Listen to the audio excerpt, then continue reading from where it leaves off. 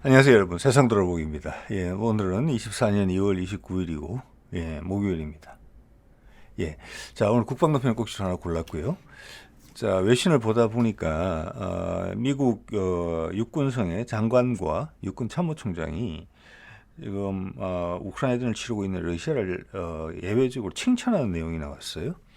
자, 그걸 한번 살펴봤더니, 충분히 한번 볼만한 내용이고, 우리한테 여러 가지를 시사하는 점이 있습니다. 맥락을 이해하는 데 도움이 될 만한 정보를 주고 있어요. 자, 그 이야기를 한번 좀 해볼까 합니다, 오늘은. 자, 먼저 이 자료를 이제 제가 준비를 하는 동안 추가 기사가 나왔더라고요. 제가 그저께 말씀드렸던 첫 번째 미국 M1 에이브람스 전차 러시아군에 의해서 피격된 것으로 보이는 그림 속에 이거죠.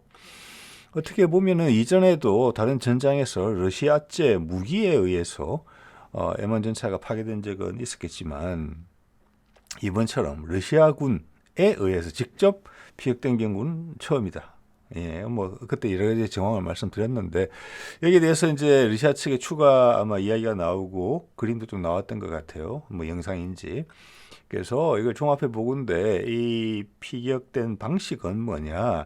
제가 그때 말씀드렸던 거하고 상당히 유사합니다. 그 FPV 드론, 이제 그 뭐 이게 사용자가 눈으로 보면서 직접 지행하는 것 같이 그렇게 하는 거 FPV 드론이라고 하죠. 뭐 쉽게 이야기해서 일반 드론보다 훨씬 더 정교하다 이렇게 보시면 되겠습니다. 거기다가 RPG에 들어가는 일반 성형 자격 탄두, 텐덤 탄두가 아닌 거, 그걸 달아서 포탑 뒷부분, 여기는 블로 오프 패널이라고 되어 있는 부분, 저기가 탄약을 저장하는 곳이죠. 저기를 직격해서 파괴가 됐다고 합니다. 참고로 알아두시면 좋을 것 같고요. 뭐 추가 동영상 같은 게 있다면은 제가 한번 살펴보고 공유할 만하다 싶으면 공유하도록 하겠습니다. 자, 오늘 주제로 다시 돌아가면은 뉴욕 타임즈에서 이런 기사가 났어요. 이틀 전에. 자, 이 미국에서는 이게 어떤 방향으로 줄어났느냐 하면은 미 육군을 24,000명 정도 감축한다. 28년까지. 그래서 뭐 육군의 뭐랄까 밥그릇이 줄어든다. 이런 류의 기사가 이렇게 났어요. 근데 이 내용을 보시면은 이게 어떤 계기로 난 거냐 하면 여기 디펜스 라이터스 그룹, 그러니까 뭐 어떻게 보면은 이제 군사 기자 이런 사람들 대상으로 조참 모임이 있었고 그게 참석을 누가 했느냐? 육군성 장관과 육군 참모총장이 참여를 했어요. 거기에 대한 말이 이제 나왔고 향후 우리 육군을 이렇게 현대화해야 된다. 그 계기가 된 것은 이번 우크라이나전을 보면서 러시아군이 하는 것을 보니까 우리가 그대로 있어서는 절대 안 되겠다. 우리도 바꿔야 되겠다.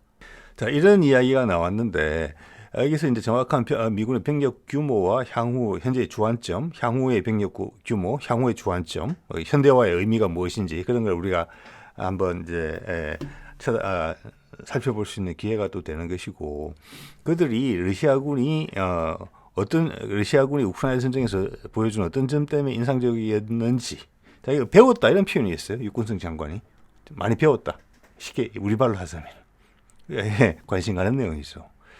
자, 한번 보겠습니다. 자, 그리고 제가 보는 뭐 힌두스탄 타임즈하고 인도하고 이 러시아 쪽에서는 이 같은 미팅, 좀 전에 뉴욕 타임즈가 다룬 그 내용에 대해서 국방성 장관과 그 참모총장이 한 다른 이야기들에 대해 관심을 가진 거예요. 거기에 칭찬했다는 내용이 나오는 거죠. 미국 언론에 그런 얘기 안 나왔습니다. 근데 그런 말을 하기는 한 것 같아요, 분명히. 자, 볼게요. 2월 28일자니까 우리 뭐 어제 오늘 우리 시차 감안하면 오늘 나온 거죠. 러시아는 미국의 지금 육군 참모총장이 뭐라고 그랬냐면은 전시 기간 동안에 방산업체를 단기간에 활성화시켜서 전혀 전쟁 수행 능력이 지장이 없게 만드는 그 부분이 대단했다. Very well. done very well. 이 말은 칭찬이거든요. 아주 잘했다. 엄청 잘했다. 이런 표현이거든요. 영어로. 자, 이런 제목 하에 기사가 있고 여기에 육군성 장관과 참모총장의 발언을 소개를 했고 거기에 덧붙이는 보완 자료들이 덧붙여졌어요. 그 내용을 우리가 참 볼만한 것이죠. 자, 이 힌두스탄 타임즈에서 한 것인데 이런 이야기를 했어요. 지금 이제 육군 참모총장이 바뀐 지가 얼마 안 됐어요. 바뀐 지가 얼마 안 돼서 새롭게 계획안을 지금 짠 거예요. 예, 향후 미 육군이 이렇게 해야 되겠다. 저도 사실 지난 몇 년간 이 채널을 하면서 미 육군의 그 행태를 보면 참 이해하지 못할 부분이 많았거든요. 무기를 개발하려고 하는 것인지, 그래서 결국에는 비용이 많아서 포기한다 해놓고, 뭐 예를 들어서 자주포 같은 경우도 그렇죠, 전차도 그렇죠, 소총도 그렇죠, 심지어 다른 많은 무기 체계도 그래요. 그래놓고 상당한 금액을 그한테 줘요. 예. 그 업체들한테. 그런데 실제 생산은 이어지진 않아요. 그런데 그 업체들은 계속 이합집산을 거듭했어요. 그러면 생산 기반이 자꾸 없어지는 거예요. 기술자도 없어지고, 미국 같은 환경에서. 우리 같은 경우는 이제 국과연에서 국방 R&D를 꽉 쥐고 있잖아요. 그래서 기업들이 좀 정신없이 왔다 갔다 하더라도 국과연에서 불을 쉽게 다시 붙일 수가 있고, 바깥에 뭐랄까 비즈니스 여건이 안 좋더라도 국가 정책상으로 밀고 갈 수 있는데, 미국 같은 경우는 그러지 않아요. 유럽도 그런 것 같아요. 미국과 비슷한 것 같아요. 그 모든 주도권이 이미 넘어가 있어요. 너무 자본주의화되어 있는 거죠. 국가 안보와 관련된 부분인데. 그래서 보잉 같은 데도 지금 문제가 계속 생기는 거잖아요. 인력이 없는 거예요. 한 10년, 15년, 뭐 10년, 15년도 필요 없다. 한 10년 정도면, 10년 정도 그 프로젝트가 계속 수행이 안 되면은 쌓였던 게 다 없어져요. 기본적으로 사람이 없어지기 때문에. 자, 그런 부분에서 러시아는 빨리 해냈고, 그것을 미국은 놀랬다는 거죠. 미국 지금 뭐 155mm 포탄 생산량 늘리기도 지금 벅차잖아요, 지금. 엄청 고비용이고. 유럽은 아예 생산 늘리겠다는 생각을 아예 못하는 정도고. 그래서 그런 데에 대해서 미 육군이 지금 큰 인상을 받았다는 겁니다. 예. 단기간에 이것을 극복해냈고 좀 큰 전쟁을 유지하는데 필요한 물자를 그냥 다 갖다 대고 있다. 바깥에서는 무기의 핵심 부품, 여러 부품들을 금융, 무역 제재까지 다 들어가고 금수 조치까지 다 했는데도 그런 게 있다. 그래서 육군 참모총장이 이렇게 이야기하는 겁니다. 러시아군을 절대 얕봐서는 안 될 것. 이게 육군이 제일 늦어요. 제가 보기에 공군이 제일 빨랐거든요. 한 2, 3년 전부터 중국 공군을 절대적으로 얕봐서는 안 된다. 우리하고 비슷한 급이다. 그렇게 이야기했어요. 그래서 필요 없는 기종들을 다 청산하고 F-35는 어떻게 뜨거운 감자인데 어떻게든 생산량을 좀 줄이고, 왜 그 돈을 가지고 차세대 비행기, 중국 비행기하고 러시아 비행기를 이길 수 있는 비행기, 즉 6세대 비행기를 개발을 해야 되기 때문에 F-35를 죽일 수밖에 없는 거예요. 죽일 수는 없으니까. 미국의 자존심이기 때문에. 해외에 많이 판매하고 있죠. 우리 들컥 물었죠, 40대. 계속해서 제가 반대하고 있는 겁니다. 거기에 대해서. 네. 몇 대 사더라도 끝내 그거는 계약을 중단해야 된다고 저는 강력하게 주장하는 바입니다. 자, 그랬고 해군도 뭐 주말특급이니 뭐 연안 전투함 이런 거에서 삽질해가지고 한 100조 이상 까먹었다가 지금 허둥지둥 하고 있잖아요. 또 호위함 결국 이태리째로 샀죠. 예. 그리고 차기 구축함 한참 늦은 거, 주말특급을 대체해야 되는 거. 그거는 엄청 보수적인 디자인으로 가고 있어요. 예. 이제 육군 차례가 된 거예요. 예, 육군도 큰 변화 있을 거고, 우리 육군 관련 방산업체는 이걸 기회를 한번 잘 노려봐야 될 것 같아요. 되게 합리적이고 신속한 결정을 해야 될지 몰라요. 그냥 미국 업체 봐주려고 여기 돈 주고 저기 돈 주고 그러면서 장난치는 게 많이 줄어들 것 같다는 느낌이 확 들거든요. 예. 자, 얕보지 말라는 이야기를 했고요. 러시아군은 역시 참모총장의 이야기입니다. 러시아군은 전쟁 기간 중 계속 배우면서 유연한 적응력을 보였다. 이거 이상으로 어떻게 더 말할 수 있겠습니까? 자, 예를 들어서 이런 거예요. 처음에는 드론 전력이 약했다. 그래서 이 드론 전력 같은 거는 오히려 이란이나 터키가 더 잘했다. 네. 그래서 처음에 우크라이나군은 터키 드론을 썼죠. 러시아군은 이란 드론을 사다가 썼죠. 근데 지금 전부 다 국산화돼 있고 훨씬 성능이 개선돼서 지금 우크라이나군을 완전히 압도하고 있는 거거든요. 자, 군이 전쟁에 임하면서 이 모습 이상을 보일 수가 있겠습니까? 자, 이걸 미국이 이렇게 분석을 했다는 것이고, 우리 미 육군도 이렇게 안 따라가면 큰일 나겠다. 이런 이야기를 지금 하고 있는 것입니다. 네. 그 중에 대표적인 성공 사례를 보자면 드론, 그리고 배회형 자폭 무기. 그것도 뭐 드론이죠. 네. 전자전 등에서 등이 대표적으로 발전한 분야로 꼽을 수 있겠다. 예. 이거는 사실 미국도 약한 부분이거든요, 지금. 예.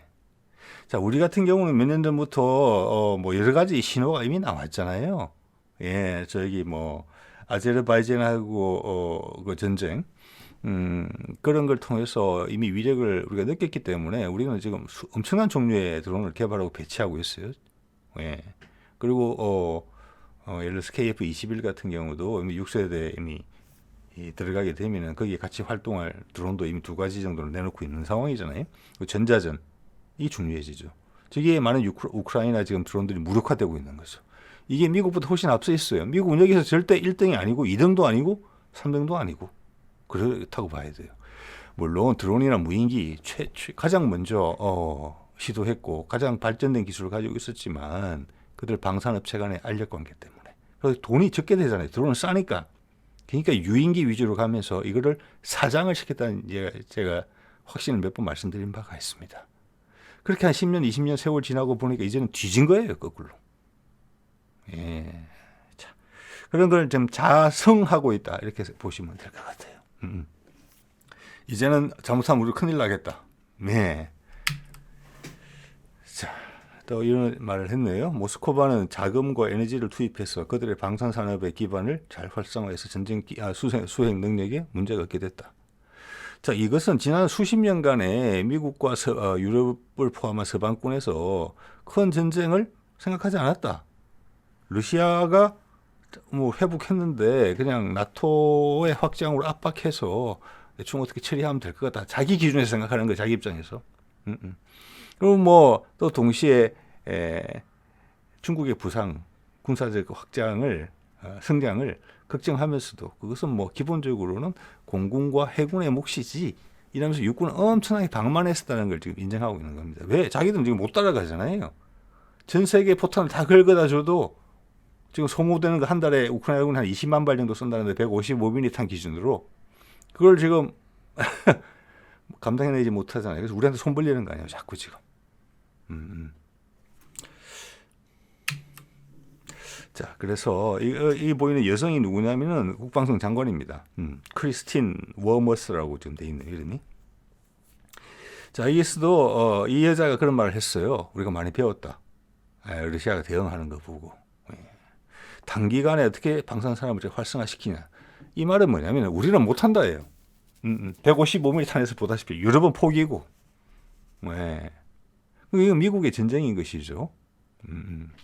자, 우리한테 지금 155mm 탄을 구걸하는 상황이라고 봐야 돼요. 어떻게 보면은. 또한 미국 생각에는 거기 핵심 뭐 반도체 칩이나 러시아가 잘 못하는 부분, 현대 무기에 다 필요한 부분들을 갖다가 금수 조치를 다 그랬기 때문에 러시아는 금방 무너질 것이다. 그랬는데 그런 금수 조치 하에서도 서방의 제재 하에서도 너무나 잘 해내고 있다. 다 국산화하면서. 그래서 아까 육군 참모총장이 절대 적을 얕보지 마라. 이거 우리도 반드시 국방 관련 분야에 있어서만큼은 타산 지수로 삼아야 됩니다. 여기 보면 뭐 북한군이나 특히 뭐 중국군 여기 되게 얕보는 발언들이 많아요. 또 특히 무기 체계로 가서 절대 금물입니다. 그죠? 그들이 주장하는 것 그게 과잉이고 과장이 됐더라도 그것을 우리 전력을 준비하는 데 있어서 기본으로 삼아야 돼요. 저건 실제 저럴 것이다라고. 그거보다 더 높게 평가해야지. 그래서 그래야만 우리의 대응이 현실적으로 되는 거예요. 적과 싸울 때 이길 수 있는 거죠. 자, 이게 놀랐다는 거죠. 이 정도면. 무너질 줄 알았는데 안 무너졌다. 저 정도 건들면 무너질 줄 알았다. 자, 여기서 돈과 에너지를 투입했다는 부분을 아까 참모총장이 이야기했어요. 그 말은 그걸 인정하는 겁니다. 러시아 경제가 전쟁 통해 더 좋아졌다는 거. 돈이 없으면 공장이 돌아가겠습니까? 그리고 에너지가 들어갔다. 이 말은 러시아 국민들이 하나로 똘똘 뭉친다. 푸틴을 절대 흔들 수가 없었다. 이걸 다 인정하는 거예요. 이 말에. 경제는 좋아졌고 유럽에 있는 나토 동맹국들은 쪼그라들었다. 예. 그리고 러시아 국민들이 똘똘 뭉쳤다. 강함을 보여줬다는 이야기를 하는 거예요. 그래서 미국이 섬뜩해졌다. 육군은 제일 보수적이고 제일 뭐랄까 제가 봤을 때는 느슨한 조직이었거든요. 지금 좀 이따 그게 관련돼서 짐작할 수 있는 내용도 나옵니다. 자, 그렇다면은 푸틴이 제가 얼마 전에 소개해드린 이런 내용들이 다 맞는 거예요. 전차 생산량을 5배 늘렸다. 미국 인정한 게 이런 거 인정했다는 거예요. 예. 그 어떤 거는 뭐 7배 늘었다는 것도 있어요. 그때 푸틴이 이렇게 이야기하더군요. 5배다. 5%가 아니고. 이게 다 확인이 되는 거예요. 그들은 전쟁 수행을 하고도 남아요. 그거 돈 주고 다 사는 걸 거잖아요. 돈도 있다는 거예요. 자, 이 모든 것이 확인이 됐기 때문에 이런 데 관련해서 국내에서 아무리 조회수를 노리는 그래도 유명 언론의 이름을 걸고서는 더 이상 이런 데에 있어서는 어떤 장난질을 해서는 안 된다고 생각합니다. 예. 엉터리 기사를 통해서 가짜뉴스죠. 근데 언론이 일부러 가짜뉴스를 하면 그건 범죄예요. 언론사가 아닌 거죠. 자, 예전에 한번 소개해드렸던 건데 다시 한번 가져와 봤습니다. 이게 일주일 정도도 안 된 기사, 일주일 정도 된 기사예요. 탱커 3,000대 싹 날리고 푸틴 황당한 돌려막기. 탱크가 부족해졌다는 거예요. 3,000대를 다 잃었기 때문에 현재 배치된 것을. 그래서 탱크가 새로 생산이 안 되기 때문에 과거 냉전 시기에 쓰던 오래된 탱크들, 예를 들면 뭐 T60 뭐 이런 거, T52 이런 거를 창고에서 막 꺼내서 먼지 털어가지고 전장에 투입하고 있다. 이런 이야기를 받아 쓰고 있어요. 지금 이게. 이건 범죄 행위죠. 그리고 러시아군 40만 명 전사했다고 거짓말하고 우크라이나 군 발표를 바탕으로 아니죠. 어디선가 가져와요. 그런데 이 세상에 찾으면 별 변명을 다 찾을 수가 있습니다. 언론이라고 이름이 붙었다면 논자가 들어가고 말씀 은자가 들어가잖아요. 우리 조상들은 말씀 은자를 그렇게 간단하게 쓰지 않았어요. 심사숙고 끝에 하는 게 은자예요. 그리고 그걸 논하는 거예요. 그러면 쭉쭉 자기 다 살펴보고 자기의 판단력, 자기의 최신, 전문가로서의 그 자부심, 자존심 이걸 다 걸고 이야기하는 게 언론이라는 뜻이에요. 이렇게 하면 되겠습니까? 자, 그래놓고 한쪽 극단적인 이것도 다 가짜뉴스죠. 영국 국제전략소라는 그릇에서 이름만 붙여놓고 이는 러시아가 새로운 탱크를 생산하는 것이 아니라 창고에서 소련 시절의 탱크를 꺼내 전장에 투입하기 때문이라고 밝혔다. 예, 이거 범죄 행위죠. 거짓말이니까. 일부러 거짓말을 하고 많은 사람한테 영향을 줘서 그 사람들이 잘못된 판단을 하게 만들죠. 뇌를 마비시키죠. 예. 정신건강을 해치는 일이에요. 세상 사람들의 균형 감각을 흐트리는 거예요. 그럼 세상이 한쪽으로 쏠리겠죠. 네. 거기다가 정치권과 결탁해서 이걸 이용하려고 들면은 수많은 사람의 목숨과 여러분이 피땀 흘려 이룩한 여러분의 자산들이 한꺼번에 사라질 수 있어요. 자손들의 안녕은 말할 것도 없고. 이것은 생산 시설이 다 그들 낳기 때문에 갖다 쓴다 이런 이야기예요.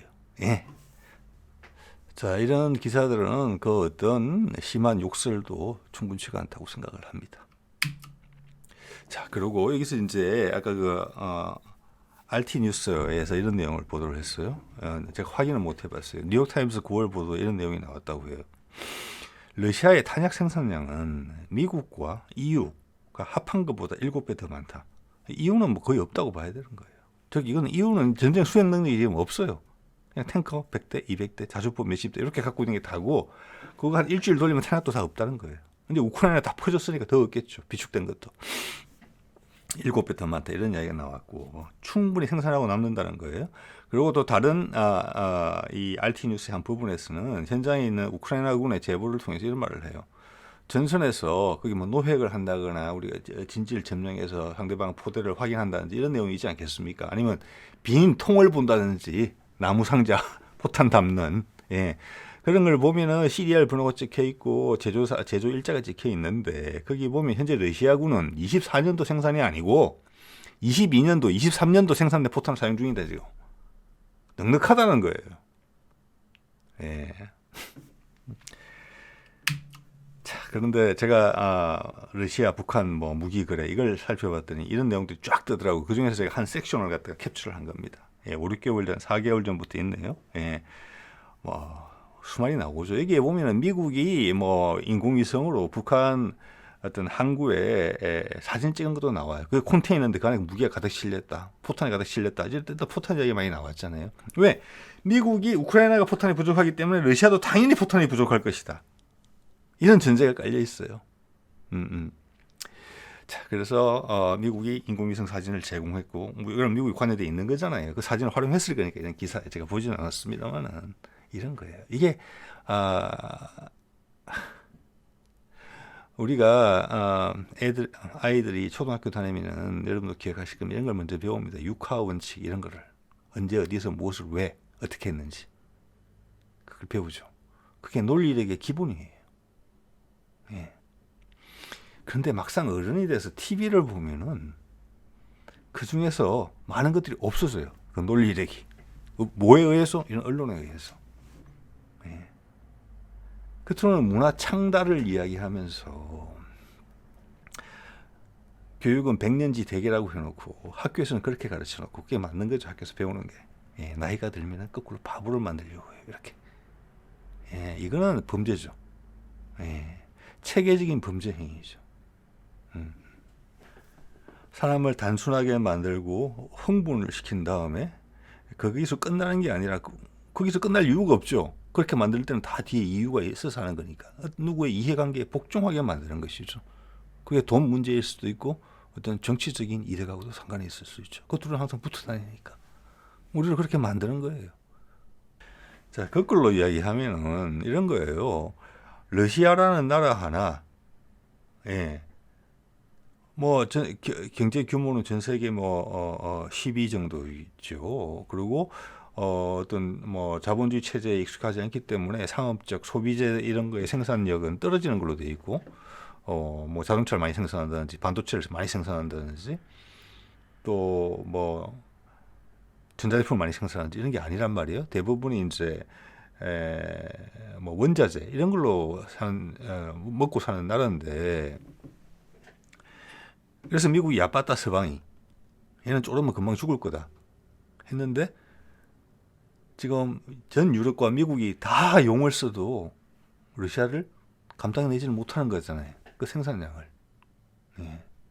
그 심리전에서도 그들이 이기고 있다. 그들은 더 단결된 대우가 형성돼 있고 지금 유럽과 미국은 질이 멸멸이고 이런 가짜 뉴스에 의한 거짓말로서만 버틸 수 있다. 미국의 기득권을 지금 많이 손상시키면서 지금 버티고 있는 거예요. 겉은 지금 튼튼하지만 속으로는 계속 갉아먹히고 있는 거잖아요. 그래서 오늘 말씀드린 것처럼 미국 육군성 장관이나 육군 참모총장까지 그런 이야기를 할 수밖에 없는 거예요. 왜? 그런 적을 인정해주는 이야기를 해야지 그나마 나를 바꿀 수 있을 것 같으니까. 그만큼 미국 육군이, 그 사람들이 뭐 러시아 칭찬하고 싶었겠습니까? 예. 그것은 그만큼 미 육군이 지금 문제가 많다. 저는 그런 이야기라고 봅니다. 예. 자, 그래서 여기 잠깐 이제 여기저기서 보이는 미 육군 현대화 방안을 잠깐 보면 현재 병력이 49만 4천 명으로 되어 있어요. 예, 49만 4천 명인데 이걸 2028년까지 47만 명으로 줄이겠다. 이러니까 아까 기사에서 보신 것처럼 뉴욕타임스 2만 4천 명의 자리가 없어지나? 또? 경제도 안 좋은데? 이런 기사가 팍팍 튀는 거예요. 그리고 그들의 현실 인식에 대한 이야기는 인도 언론과 러시아 언론에서 실어다 나르고 있는 것이고, 그런데 이게 빈자리를 안 메꾸는 방식으로 이걸 바꾸겠다 이렇게 이야기를 했어요. 여기가 이야기가 뭐냐면은 이게 제가 적어드린 것처럼 미국은 우리처럼 징병제가 아니고 모병제잖아요. 지금 그래서 저도 그런 이야기를 쭉 듣고 있습니다. 예, 믿을 만한 소식통을 통해서 미군에 지금 구멍이 난 데가 많다. 그리고 제대로 전투를 수행할 수 있는 부대가 얼마 없다. 네. 그리고 현대 고급 무기들을 활용해서 4차 산업시대 무기를 활용해서 전술을 수행할 만한 그런 훈련 프로그램이 돌아가지고 있지도 않다. 나태해져 있다. 병력도 부족하다. 자, 여기서 빈자리가 많다. 빈자리를 안 메꾸는 방식으로 병력을 감축한다고 했는데 그게 뭐냐, 작년에 모병 목표가 6만 5천 명이었어요. 여기는 미국을 보면 동네마다 가보면은 뭐 육군 사무소, 뭐 해병 사무소 이런 게 있습니다. 군대 오라고. 네. 그렇게 하는데 6만 5천 명을 모집했어야 되는데 여기서 1만 명이 구멍이 났다고 그래요. 즉 미국 젊은이들 군대 안 간다는 겁니다, 지금. 자, 그래서 자연적으로 그런 면이 있는 거고, 사실 내용적인 면이 뭐 49만 4천 명에서 47만 명으로 되는 거면 뭐 그거나 큰 차이는 없다고 봐주고요. 이제 우리가 지금 국방개혁 2.0을 통해서 전방사단 12개로 줄이고 36만 명 정도로 맞추려고 하는 거거든요. 우리 육군 병력을. 예, 그 참고를 하시고요. 주안점이 현재까지는 특수전이었는데 그 전면전으로 하겠다. 이 이야기가 커요. 자, 이거는 영국이나 유럽의 전력 구조랑 똑같아요. 즉 뭐냐, 전면전을 할 일이 없어요. 단지 힘없는 나라들, 반군들, 프랑스 같은 경우는 이제 아프리카 나라들을 점령하는 데 있어가지고는 특수부대만 있으면 돼요. 우리말로 하면은 특전사 몇 개 예단만 있으면 돼요. 그래서 혼내주는 거. 나의 압도적인 기술적 우위를 통해서 그런 부대들을 보내가지고, 미국에도 그런 특수부대들 많이 있잖아요. 예, 작업하는 것 뒤에서. 예, 그거 정도면 충분했다라고 보는 건데, 지금 우리 러시아에 하는 것을 봤더니, 우크라이나 상황을 봤더니, 야, 우리가 러시아랑 붙으면 이길 수 있겠나? 러시아랑 붙으면 전면전인데, 가만히 있어봐. 중국하고는 또 어떻게 되지? 이런 현실, 현타라고 그러죠. 현실 인식을 하게 됐다는 거예요. 그래서 특수전을 줄이겠다는 이야기가 아니고, 지금은 거기에 대해 있고 나머지는 느슨하다는 이야기를 하는 거예요. 나머지는 정규전 병력은 지금 M1 에이브람스 전차, M2 브래들리 이런 거 다 지금 바꿔줘야 되는 거고, 자주포도 옛날 거 쓰고 있잖아요. 60몇 년도에 개발된 거. 예. 소총도 희한한 거 개발한다고 이야기를 하고 있죠. 그거 분명히 분명히 엎어질 겁니다. 소총권. 자, 그래서 전면전을 강조한다는 부분이 되겠죠. 예. 이제는 러시아도 걱정되고 중국도 걱정된다. 예. 이런 거고, 이거는 유럽도 마찬가지죠. 이제는. 예. 이때까지 탱크나 자주포는 폼만 잡는 거예요. 그러니까 100대, 200대 이렇게 유지하다가 뭐 그렇게 오래 지속되다 보니까 업계가 다 사라지는 거죠. 미국 육군도 많이 그렇게 됐을 거예요. 지금 제너럴 다이내믹스, 랜드 시스템스나 BAE 이런 데는 지금 수십 년간 제대로 된 큰 개발이 없었기 때문에 인력이, 기술력이 제대로 아마 발휘가 못 될 거예요. 그때 그 수준이 안 될지 몰라요. 그리고 개발하더라도 시간이 많이 걸릴 것이고, 사람들을 교육하면서 해야 되기 때문에 결과적으로 비용이 엄청나질 겁니다. 자, 그런 면에서 155mm 자주포 이거를 요번에 미국이 많이 느낀 거란 말이에요. 포병은 진짜 전면전에서 포병은 반드시 있어야 되는구나. 근데 그들이 지금 개발하고 있는 M1299 같은 거, 지금 M109A7의 개선형 같은 거, 그거 안 됩니다. 제가 봐서는. 네. 그래서 K9A2 같은 거에 대해가 기회가 상당히 클지 몰라요. 제가 보건데 단기간에 모자란 전력을 메꿔야 된다. 그게 이제 우선순위가 될 거거든요. 그들 방산업체가 어떻게 돈 갈라먹는 게 아니면 아니게 됐기 때문에. 자, 그들의 구조가 저렇다. 즉 전면전을 수행할 만한 지금 체력이 안 된다. 미 육군이. 이런 이야기예요. 그리고 그 사이에 중국이나 러시아의 장비들이, 육군의 주력 장비들이 되게 좋아졌고, 미국은 그게 부응하지 못했다. 놀았다. 저 창고 속에 지금 넣어놨던 장비들 지금 꺼내봤자 시대에 뒤떨어졌다. 이런 이야기예요. 자, 그런데 그걸 이제 확인을 하게 되면은 지금 후티, 이란에다가 공습만 해갖고 전혀 효과 없죠. 뭐 지금 이란에 공습하지는 않지만 후티 공습해가지고 뭐 후티가 뭐 미국 배, 영국 배 지금 공격하는 횟수가 줄었습니까? 오히려 살기만 등등해졌어요. 그래서 많은 전문가들이 이야기했잖아요. 저걸 잡으려면 결국에는 지상군을 파병해야 되는데 후티만 하더라도 그게 지금 뭐 몇 개 사단 보내고 되겠느냐? 아니죠. 상당히 많은 병력을 보내야 돼요. 그거 할 수 있겠느냐? 그거 못한다는 내부 사정에 정통한 사람들이 그런 얘기를 하더라고요. 미국 쪽에서. 안 된다. 이번에 육군 참모총장과 육군성 장관이 한 이야기에도 그 이야기를 하고 있는 겁니다. 전면전 할 수 있는 준비가 안 돼 있다. 후티를 치러 지상군을 보낸다는 것은 전면전을 한다는 거예요. 예. 그걸 확보하려면 미국 혼자 힘으로 주위 아랍군에서 도움 줄 나라 아무데도 없거든요. 예.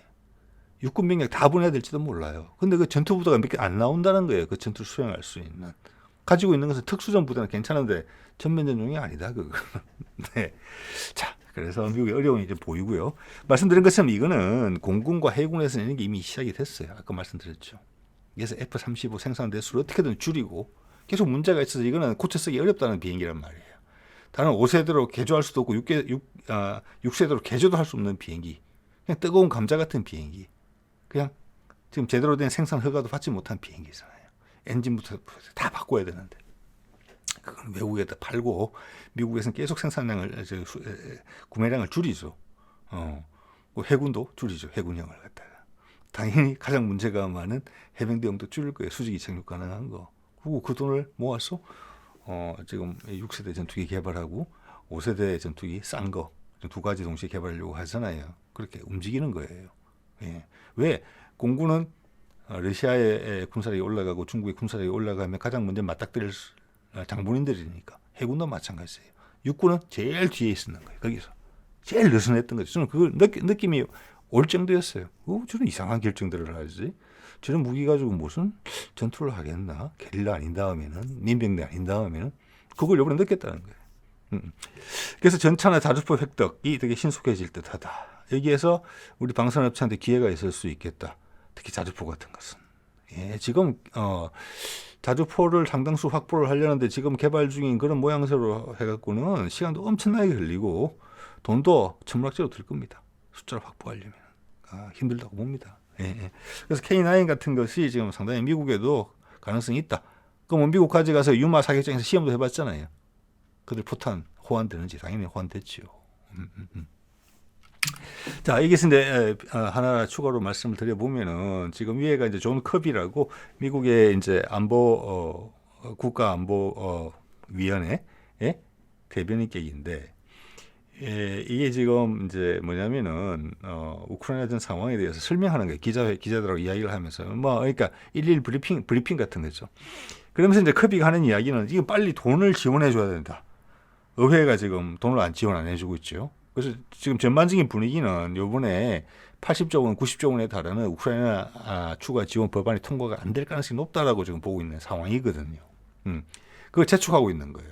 아브디프가 떨어졌고 그 외 추가 지역도 또 추가로 점령당했다. 우크라이나군은 지금 싸울 의지가 없는 게 아니라 탄약이 없어서 무너질 판이다. 이런 이야기를 하는데 어떻게 보면 당연한 이야기죠. 이 여자 기자가 물어요. 밑에 있는 기자가 물어요. 이게 재밌습니다. 여러분 한번 잘 생각해 보세요. 가짜 뉴스로 도배된 프로파간다로 도배된 세상에서 우리가 어떻게 관리받고 있는지, 미국 사람들은 또 어떻게 관리받고 있는지 이 기자가 이렇게 묻습니다. 근데 그 말은 지금 우리가 돈을 지원해 주지 않으면은 한두 달 만에 우크라이나가 떨어질 수 있다는 이야기입니까? 이걸 이렇게 물어요. 이게 바로 자가당착이고 발등에 도끼 찍는 건 이야기입니다. 이때까지 미국 대중들한테 그렇게 쫙 도배를 해왔기 때문에 이 십자군 전쟁에서 미국이 지원하는 우크라이나가 승승장구하고 저 못된 악마 같은 푸틴의 러시아를 박살내줄 것이다. 조금 힘들어지네. 그런데 우리가 조금 더 힘을 더 모아줍시다. 이런 식으로 모든 것이 포장이 됐고 가짜뉴스 전달이 됐었단 말이에요. 그러니까 이 기자는 다른 게 궁금한 게 아니고 전쟁하다 보면은 좀 진격도 하고 작전상 후퇴도 할 수 있는 것인데 전쟁을 당신이 너무 지금 우리가 이 돈을 안 주면은 마치 우크라이나전에서 질 것처럼 이야기를 하고 있네. 혹시 그게 사실이냐? 이렇게 묻는 거예요. 그러니까 지금 다리가 꼬인 거죠. 예, 이런 건 우리나라도 이런 상황이 생길 수 있어요. 국내적인 문제에 있어서도 남북 문제에 있어서도 이런 사안이 많죠. 예. 보도 통제가 되는 부분이 더 많으니까 우리는. 미국 같은 경우는 돌아서라도 오죠 우리한테. 남북 문제에 있어서는 그런 거 없잖아요. 예. 그러면서 이 커비가 이런 말을 결국 하게 됩니다. 지나가면서 이 기자한테 설명을 하려다 보니까 이 말까지 하게 된 거예요. 이 심각성을 설명하려다 보니까 이런 이야기가 나왔어요. 아브디프카 함락이 그러니까 추가로 지금 함락된 서너 개 소도시는 아브디프카만큼의 전략적 중요성은 없다. 근데 여태까지 아브디프카의 전략적 중요성은 아예 없다라고 이야기했거든요. 평가 절하해 왔거든요. 그런데 계속 진군하는데 별 문제 없는 거냐라는 것을 답변하는 과정에서 아브디프카보다는 덜 중요하다. 아브디프카는 상당히 중요하다. 이렇게 결국 인정을 해버리는 셈이 됐어요. 예. 그리고 우크라이나 전선 심각하다 지금. 패전할 수도 있다. 이게 미국의 대중들한테는 큰 뉴스예요. 진다는 생각을 안 했던 거예요. 근데 지금 커비는 그 두 가지를 점프해서 돈 빨리 달라. 그만큼 미국이 지금 급하다는 겁니다. 돈 안 주면 진다라니까 미국 사람들 이해가 안 되는 거예요. 단계별로 이해를 해야 되는데 오늘 이때까지 잘 이기고 있다고 이야기해 왔는데 갑자기 진다니까 그 다음 단계로 넘어가지를 못하는 거예요. 재발등 찍는 거죠. 이렇게. 예. 자, 오늘 이 정도 말씀 드리겠습니다. 네.